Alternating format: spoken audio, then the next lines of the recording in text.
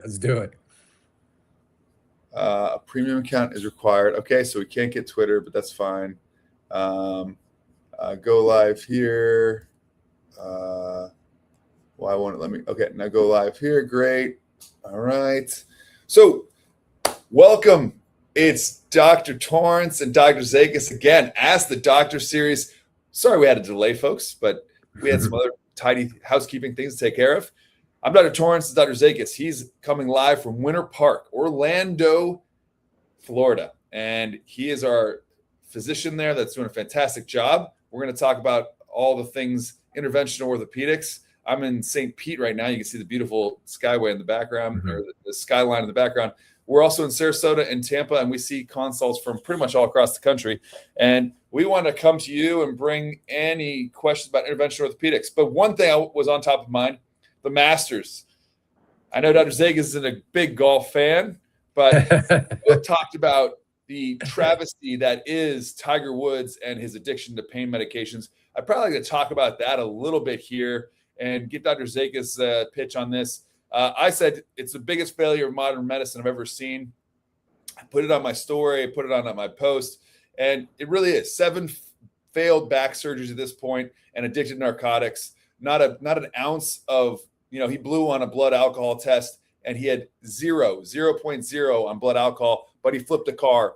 And I feel really bad for him and the failure of modern medicine, and really like to kind of talk about the things that we can offer that might be able to help patients like this who've had a failed back surgery and are still suffering from chronic lower back pain. And I'll let Dr. Zakas take it from there. Sure. Yeah, the unfortunate Tiger Woods case, it's extremely sad on every level, because he is just, by any means a generational athlete, and you don't have to be a golf fan to understand that. So I made a video about this a while back and put it on my Instagram. And so then I went back and took a look closer at his 7 surgeries. And I wanted to know, where did this begin? So his first surgery was actually a microdiscectomy. And what that is a surgery to treat a radiculitis, which is a pinched nerve in the back, sometimes called sciatica. So at some point he had something that was pinching a nerve in his back. It wasn't clear to me. Given his age at the time, it was likely a disc herniation. That's much more likely in somebody in their 20s or 30s or even 40s versus some aggressive arthritis in a neural frame. And so my guess is, without ever having seen or examined him and knowing nothing about his medical history otherwise, is that he probably tried like an epidural steroid injection, maybe 2. And when that didn't work, he went to the surgeon. The surgeon said, okay, we're going to give you this microsurgery.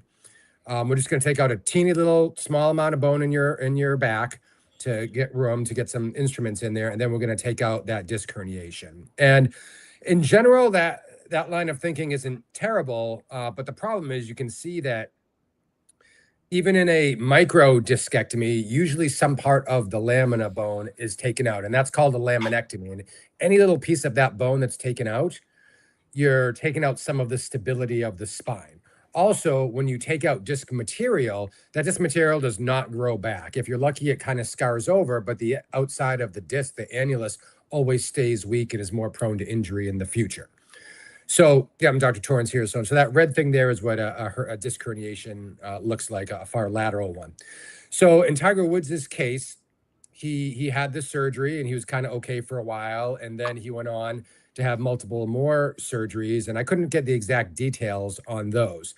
But it kind of hammered home the point to me of the importance of avoiding this first surgery altogether. If you avoid the first surgery, then you can avoid needing a second, third, fourth, fifth. You can avoid opioid issue. You can end up having a disc replacement, which is the last one he had, and then hopefully stop this whole process. So even a microdiscectomy, small incision, small amount of bone taken out to clean out disc herniation, there's still a 10 to 15% reoperation rate after that. So that does mean 85 to 90% of people don't have another operation, but 10 to 15% do, 1 to 1.5 out of 10 people. And half of those happens within the first year. So now we're talking about 1 to about 1.5 people in 20 will end up having to have another surgery in the first year because the first surgery didn't take care of the problem. And the research is pretty clear that for microdiscectomies and discectomies in general, for sciatica pain, that 1 year out, there's no difference in pain between the people who have had surgery and people who recovered with physical therapy and conservative treatments. There's no difference. One of the differences is that a year, the people that didn't have the surgery still have all their parts in their back. Now, the problem is people are sometimes in such severe pain that they're like, I'll do anything. Just give me the surgery. I don't care about a year. I don't care about the future. I need to get out of pain now. And I'm sympathetic to that because I've had this condition and it's horrendous. And anybody who's had this condition knows how awful it is. And it is definitely alluring to get something that will get you out of pain immediately. So fortunately, where we can come in is kind of fill that space between epidural steroid injections and surgery. This whole area is where regenerative orthopedics, interventional orthobiologics comes in, because hopefully we can get that patient over that hump, help the nerve and the disc heal, and then avoid that surgery. And then they'll still be having the good outcome by a year. No, wonderfully said, wonderfully stated. And I'm glad you did that homework and that research there. It's just a super, super big travesty. I brought in the spine model for some props. I think props are fantastic and people get to understand what's going on there. Some of the most common ones, I mean, this one isn't the most common. I'd say L4, L5, L5S1 are probably some of the most common disc herniations that we see operated on and worked on. We do see other ones, but that would be the most common for sure. One of the other things, the reason I want to talk about the Masters briefly. So Tiger, get better, get well. I hope to see you back on the course at some point in the future. And hopefully you can get over this addiction and we can help you get through that. So hope to see Tiger back on the course soon. Rory McIlroy, what a performance. He won back-to-back Masters for the fourth time in history. Tiger Woods had done this, Jack Nicklaus had done this, and Nick Faldo, I believe, are the three others. I'm a sports freak and sports fanatic, so if that is wrong, let me know. But that was a fantastic feat. What was really cool about what Rory was doing was he is an early investor in the Whoop. And the Whoop, for what everybody doesn't know, is one of the trackable, wearable exercise recovery devices, right? And so I remember when they first came out in CrossFit, I believe it was like 2018, 2019. It was kind of a sexy thing to do. It tracks your HRV, your sleep, and tells you, hey, listen, are you recovered or not? And that's really the big thing here, right? So is the person recovered or not? It also tracks your heart rate, a lot of heart rate variability tests and those types of things. And so he was wearing it, and they post some of his data because he's one of the early investors. They want to show you what happens when you are in a stressful situation, when you're not in a stressful situation. I thought some of the data there was really, really cool. And so I'll ping Dr. Zakas on this. So when he hit the shot that went into the bunker, and I think when he hit into the sticks, he had a spike in heart rate. And so Dr. Zakas could probably give you the physiological reason behind that. He mucked it up, went in the wrong area, and you see a huge heart rate spike, right? Cortisol, epinephrine, all those things going, oh snap. And so we can talk about that real quick. I mean, so when somebody has stressors, that increases heart rate, increases stress on the body, right? And you have good stress, bad stress, and those bad stresses can cause inflammation and can also cause a lot of other issues. Do you want to kind of go on that a little bit? Sure. Yeah. So I didn't watch it. I'm not a golf guy, as you kind of alluded to, but in general, physical or psychological stresses can cause this. So I'm not sure, was it like, did it show that right before he swung or right afterwards, or when was? Yeah, it was just that it's not very, very defined. I mean, they could probably get more information, but they kind of took like a overall, like his average resting heart rate is 47 to 49. They talked about how his heart rate spiked after he hit it into the essentially it's like the pine needles over there at the Masters. And so when you're over there, you don't want to be there. That's not a good place. And, right. Okay. Gotcha. Okay. So all those bad things. Yeah. So then this is a psychological stress, right? He wasn't being chased by a tiger or anything. So the psychological stress kind of tells the body we're in danger. And when the body is in danger, it thinks we need glucose, we need sugar to go into our muscles so that we can run away from the tiger, right? In this case, a psychological tiger. So the way that the body does that is by secreting cortisol, which is the body's natural stress hormone. It's naturally anti-inflammatory and it's pro-glucose. So that basically tells your liver, produce more glucose because we need to fight the tiger or run or do something. And so when that happens, the pulse increases as well. And then you see all the symptoms of that. People's blood pressure can go up. Some people can get nervous. Some people get jittery. That's where kind of the fight or flight comes in. So certainly that's not the best mental state to be in when you're trying to perform at a high level. That's kind of the opposite of the flow state, right? When an athlete gets into a flow state or they're in the zone, the heart rate actually comes down because they have so much inner calm. So that's kind of the reverse process. So so it sounds like Rory was in a psychologically induced high state of distress. And it's interesting that was recorded on his own tool. Yeah, his own Whoop. And I thought it was actually super, super intriguing to look at this data. And he's actually telling us, based on the data and based on everything he's doing, is that his body's felt the best it's felt because he's got into a lot of very good habits. And this is something we talk about with patients all the time: staying away from sugars and processed foods, eating highly nutritious meals, making sure that you're getting out and exercising, getting good distress. We call it eustress at that point, right? So it's good stress on the body is exercise and activity. So we want to make sure you get out there and do those types of things to make sure the body is ready. Metabolic dysregulation, metabolic dysfunction is something that we don't want our patients to have. And we want to try to make sure we're correcting that in the same process of making sure we do these procedures to cause some inflammation, to really bring your body's healing factors to help your body get better. So that's one of the reasons I'm bringing this up. Take a good look. I've worn an Apple Watch for years now, and it's something for me that really tracks my workouts a lot of times, but it also tracks my heart rate variability. It will track my sleep, and it'll tell me. It also tracks your steps. I've been using this a lot more recently. Dr. Zakas, I think it's something that I've found that works really well for patients with knee pain, hip pain, and they come in with some arthritis, and they're trying to figure out whether they're getting better or not. A lot of times, a good objective measurement is to look at the number of steps a patient is getting in a day. And a lot of times what I'm finding is the patients that I'm seeing that are getting better from our procedures, they're going from really low steps, especially post-procedural pain, but they're actually going to have higher number of steps, and you see their steps start to increase. It's a very good objective data finding for me to sit there and go, hey, pull out your phone, because your phone's always tracking you. If you got an Apple Watch or one of these Whoops, I think these are good wearables to sit there and go, hey, are you getting more steps in a day? And if you are, that's showing me that the person's getting better, right? They're naturally, their knees feeling better, they're doing more, right? So we can see this as a very good objective finding at 8 weeks, at 12 to 16 weeks, if the person's actually getting better. So that might be a cool little study we could probably do. Hey, anybody who's not wearing this for any of our patients, we could kind of look at their time period and stuff and see if they get their steps up. So that'd be great.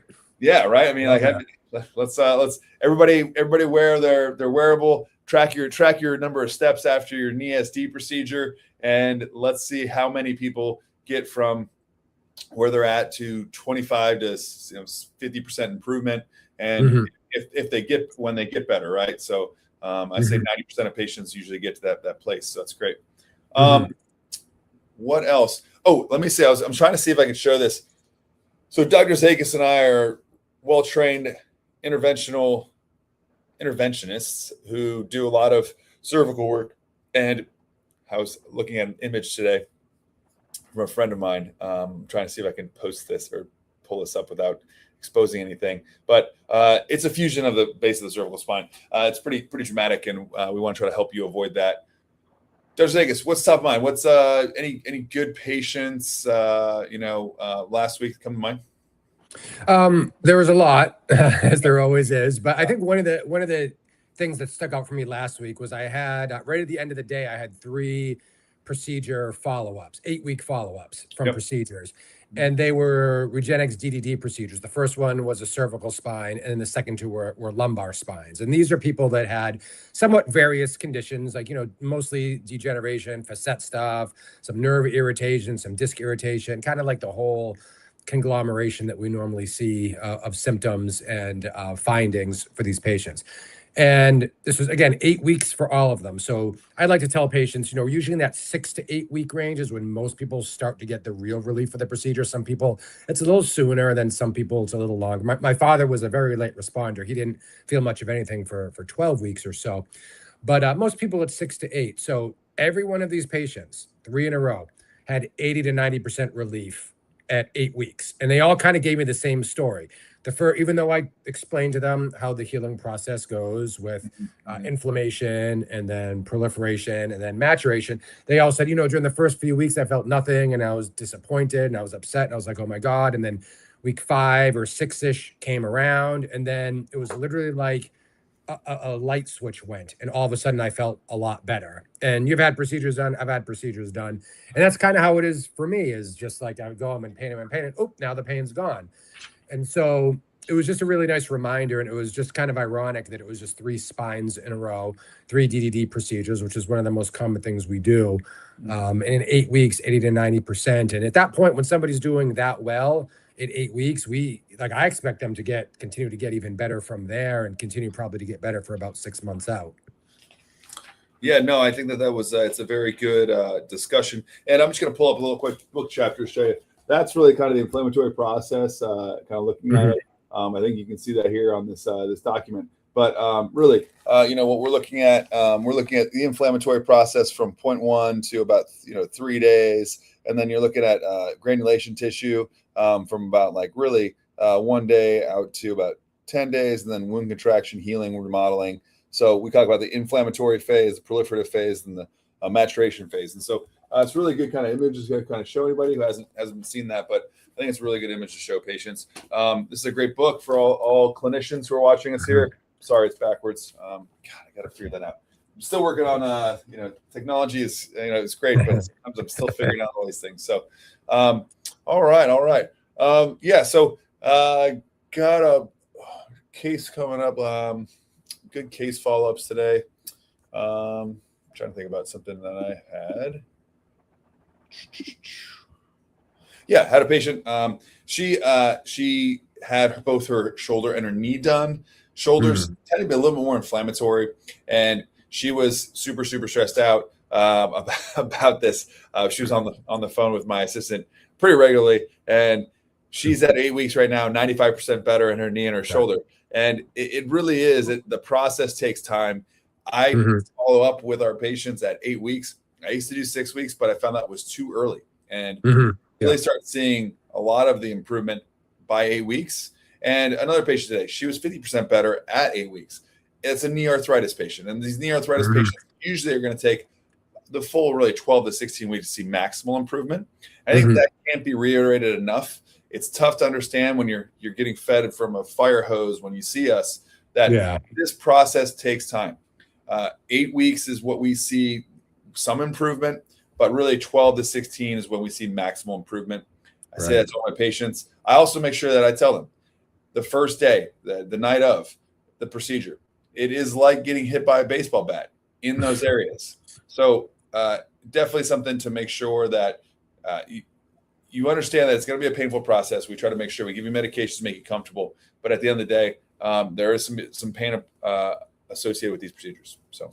Yeah, that's a great point too. I've had that happen a couple of times in the past week as well. People, I didn't know it was going to be that painful, and so, I tell the patient beforehand. I remind them after the procedure, and then I usually tell the loved one that's with them, okay, this is going to be like having a minor surgery for a couple of days. And I think that the reason why is because in just regular conventional medicine, everything other than surgery, everything's kind of quick, right? You take a pill, pain goes away. You get a cortisone shot, pain goes away. And ours is much the opposite of that, where there's a bigger kind of upfront investment where you have to go through a little bit of pain from the injections, go through a recovery period, and then your body actually heals, and that just takes time. So we're not covering up symptoms, we're actually trying to resolve them. And that does take time, and that, depending on your health and your age, that can have some variance as well. But that's one thing I do like to reiterate to patients is that like this, there is going to be a recovery from this, like a mini surgery, but the pain gets better a lot faster. And also it's going to take more time than you want. And I think that sometimes people are fooled because what we do is just with small needles. Like these needles are really small that we inject with. And so people, it's just an injection. It shouldn't hurt. It shouldn't be that bad. But what we're doing is we're putting your own cells, powerful biological healing substances back into your body to kickstart that healing process, to give your body a second chance to heal. And so if you've ever sprained your ankle traumatically, playing a sport or whatever, you know how much it hurts when that happens. That's because there's a big trauma, there's a big inflammatory response. And we're creating a controlled environment of that where there's not a lot of tissue damage. But reinstituting repair is something that is painful. But I guarantee you, it's less painful than surgery. I've had a big shoulder surgery in my life. I remember what that was like. And then a couple of weeks ago, I had my Dr. Pappas treat my shoulder and my elbow with PRP. And I did the race event the next day with it, and it was a little sore, but it was fine. But it reminded, I was like, okay, like this is definitely recovery, but it's nowhere near what a shoulder surgery is actually like. Yeah. I can't. I've had the shoulder treated with bone marrow, and that night was not my favorite night in my life. But that being said, that was 2017. I do beach volleyball. I do CrossFit workouts. I do everything that I want to do at this point with very little limitation, if any limitation at all. I just actually got an interesting question from, I believe it was a doc or a patient, former patient. Question was, for herniated disc, do you inject the disc or epidural space or both? And I said, just like anything, it all depends, right? Yeah. And we will inject the disc when it is absolutely necessary. I've got an annular tear at my L4, L5, and I had Dr. Zakas inject my in the epidural space first, and I've had pretty good relief. I'm 100%. No, I would probably say 75% at this point. I'm much stronger, feel much better. And so at this point, I'm not really trying to go into my disc. Just like any of my patients, I'm telling them that only when it's absolutely necessary, we go into the disc, because if there's a risk of discitis, which is infection of the disc, that increases when you inject the disc. And so that's why I always say it all depends. Any question usually depends on the circumstances, depends on the exact patient. And that's the personalized care approach that we take with all of our patients to make sure that we give you the best outcome possible. So I think that, would you say that's the same answer for you too? Yeah, absolutely. And I would just also add that it kind of depends on what their symptoms are as well.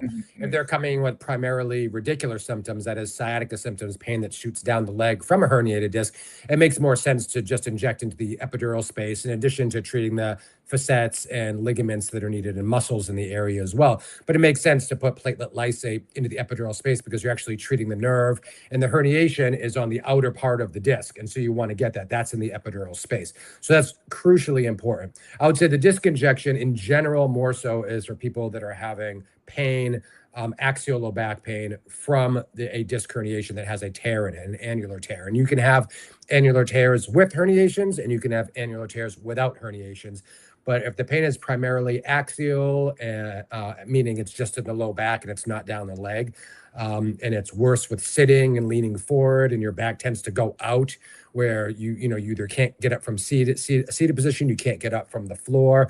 That tells us more like, oh, okay, this back pain might actually be from an annular tear, and a high intensity zoning or MRI can confirm that.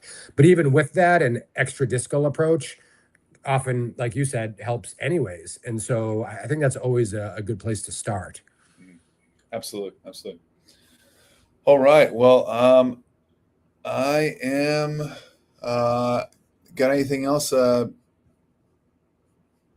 just thinking here. Let me see here. I'm trying to make sure we didn't get any questions. Well, listen, pop questions down below for next time.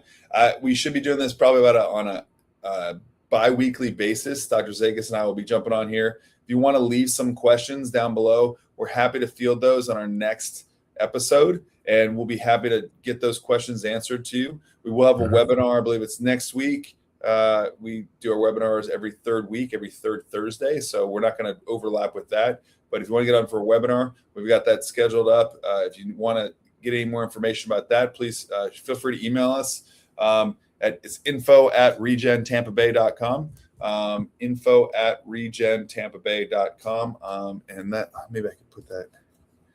But yeah, so that would be one way to get a hold of us.